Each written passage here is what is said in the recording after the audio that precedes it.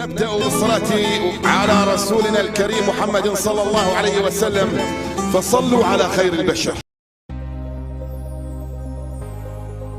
انتهى كل شيء. صورة مسربة للركراكي تفضح مستقبل إبراهيم دياز الدولي.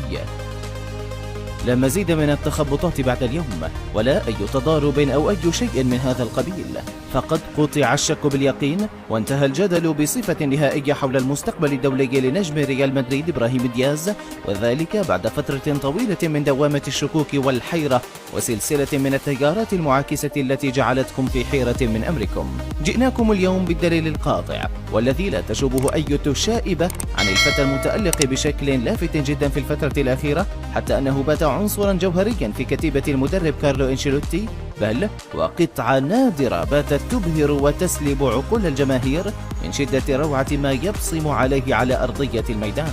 هذا التوهج الخارق أسال لعاب أسود الأطلس وأدخل القشعريرة على المسؤولين في الجامعة الملكية المغربية لكرة القدم، لكن الجارة الإسبانية هي بدورها متابعة عن كثب، ولا تريد بطبيعة الحال التفريط في موهبة في أوج عطائها مع أكبر أندية القارة الأوروبية برمتها. ظل دياز بهذه الوضعية بين مغناطيسين قويين وتيارين معاكسين تماما، وفي كل يوم نشهد مفاوضات ومستجدات من كل طرف، لكن ذلك كله قبل أن يأتي اليقين والبرهان الكامل الذي أعطانا الفصل الختامي لهذه القصة المثيرة. فعن ماذا نحكي تحديدا؟ ما هذه الصورة المسربة التي لخصت كل شيء أخيرا؟ وما القميص الذي سيحمله إذا نجم وسط الميرينجي؟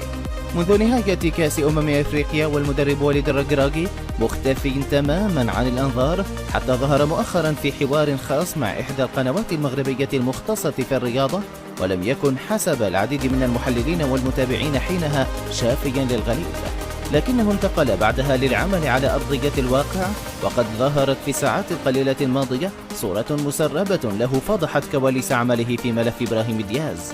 الملقب برأس لافوكا أعطى بالفعل شيئا من زبدة هذه الفاكهة المميزة، وقد ظهر في مركب المعمورة الذي يعد مراكز تدريب ومعسكرات المنتخب الوطني مع ضيف ليس بالعادي أبدا، بل مهم جدا وفوق العادة.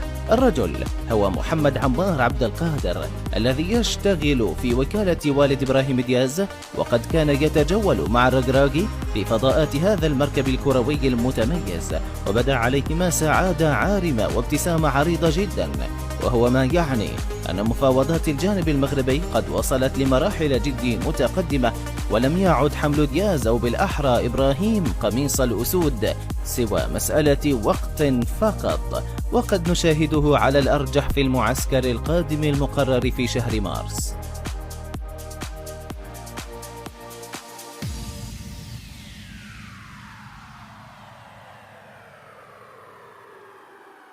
إن أعجبك الفيديو لا تنسى الإعجاب والاشتراك في القناة.